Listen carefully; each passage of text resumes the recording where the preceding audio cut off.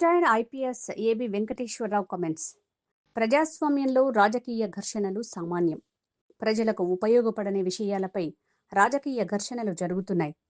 నోరు పారేసుకోవడం కేసీఆర్ దగ్గర నుంచి ప్రారంభమైంది. కుక్కల్లారా పోండి అని కేసీఆర్ దిగజారుడు భాష మాట్లాడుతున్నాడు. కేసీఆర్ని జగన్మోహన్ రెడ్డి గురువుగా భావించి దిగజారుడు రాజకీయాలు చేస్తున్నారు. నంద్యాల 2017 మీటింగ్లో ముఖ్యమంత్రిని నడి రోడ్డుపై కాల్చి చంపాలని జగన్మోహన్ రెడ్డి అన్నాడు. కదిరిలో చెప్పులతో చీపురుతో కొట్టండి అని మహిళలకు పిలుపునిచ్చారు.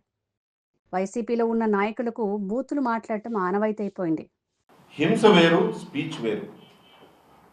మరి వాడు బూతులు తిడుతున్నాడు సార్, ఏం చేయమంటారు?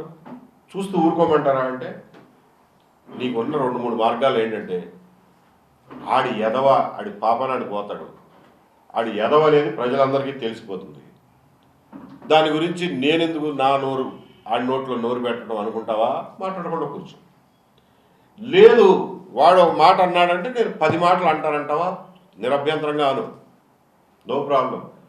వాడు నా కొడక అంటే నువ్వు నా కొడక అను, నో ప్రాబ్లం. అందులో ఏమి శిక్ష పాడు ఉండదు.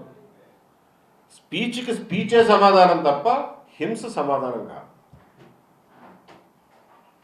ఇది ముందు నేను క్లారిటీ చెప్తున్నా. దీని మీద చాలా భిన్నాభిప్రాయాలు వస్తాయి, చాలా ప్రశ్నలు వస్తాయి, నాకు తెలుసు. నేను చెప్పేదంతా ఈజీగా అందులో నేను చెప్పినంత మాత్రం ఒప్పుకోరు. ఇక్కడి నుంచే I will invite questions from you and I will clarify each and every one of your doubts.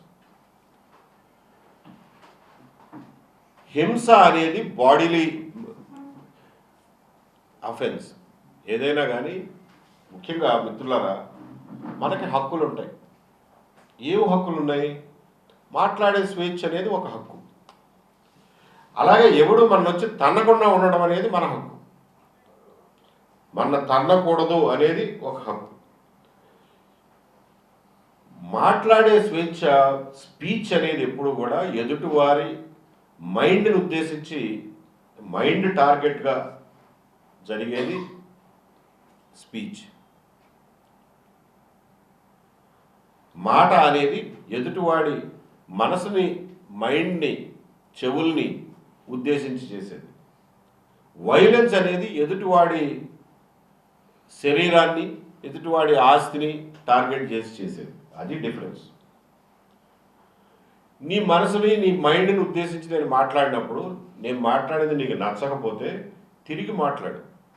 లేదు నేను మాట్లాడిన దానివల్ల నీకు పరువు నష్టం జరిగింది అనుకుంటే తప్పకుండా నన్ను కోర్టుకు లాగు, నా దగ్గర నుంచి క్షమాపణ చెప్పించు, లేకపోతే కాంపెన్సేషన్ వసూలు చేసుకో, తప్పు చెప్పించు. అందులో ఏమి ఇబ్బంది లేదు. మనకి ఉన్నటువంటి హక్కు ఏంటంటే మన లైఫ్, లిబర్టీ, ప్రాపర్టీ. మన శరీరం మీదకి ఎవడు రాకూడదు, మన స్వేచ్ఛ మీదకి ఎవడు రాకూడదు, మన ఇంటి మీదకి ఎవడు రాకూడదు, మన ఆస్తి మీదకి ఎవడు రాకూడదు. అవి మనకు ఉన్నటువంటి హక్కులు. అంతే తప్ప నా సెంటిమెంట్ దెబ్బతినకూడదు అనేది మన బేసిక్ హక్కు కాదు. భిన్నమైనటువంటి మనుషులున్న ఈ కాంప్లెక్స్ ప్రపంచంలో ఎవడో ఒకడు ఏదో ఒక మాట అంటాడు, దానివల్ల నీ సెంటిమెంట్ దెబ్బ తినొచ్చు కూడా. బట్ ఆ సెంటిమెంట్ దెబ్బ తినకుండా నీకు కాపలా కాసే బాధ్యత ఎవరిది లేదు. You don't have a right not to get offended. You are free to get offended. But నేను అఫెండెడ్ ఫీల్ అయ్యాను కాబట్టి నీ ఇంటి మీదకి వస్తాను అనేది తప్పు. ఇది కాన్సెప్చువల్గా, లీగల్గానే కాదు. నేను మాట్లాడేది లీగల్ కాదు, నేను మాట్లాడేది నైతికత పూర్వకంగా మాట్లాడుతున్నాను. ఈవెన్ రాజకీయంగా కూడా ఇదే కరెక్టు, సామాజికంగా కూడా ఇదే కరెక్ట్. ఇలా ఉంటేనే సమాజం ఒడిదుడుకులు లేకుండా ముందుకు పోతుంది. అసలు ఈ వాతావరణం మాకు ఎందుకు వచ్చింది, ఎక్కడి నుంచి వచ్చింది ఈ వాతావరణం అని చూస్తే, మీరు కనుక ఒకసారి చూస్తే, ఆంధ్రప్రదేశ్ గురించి మాట్లాడుతున్నాం కాబట్టి ఆంధ్రప్రదేశ్ గురించే మాట్లాడదాం. ఈ నోరు పారేసుకోవడం, నోటికి ఎంత వస్తే అంత మాట్లాడటం అనేది ఎక్కడి నుంచి వచ్చింది? నాకు గుర్తున్నంత వరకు కేసీఆర్ దగ్గర నుంచి మొదలైంది.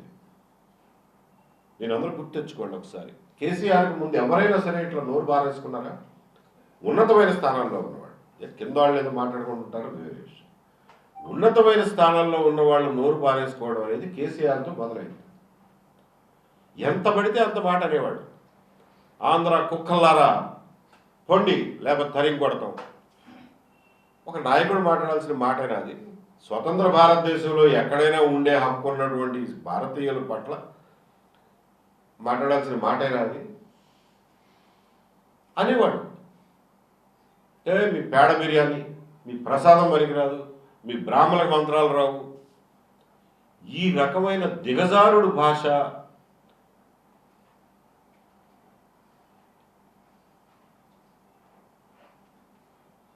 మొదలుపెట్టింది కేసీఆర్.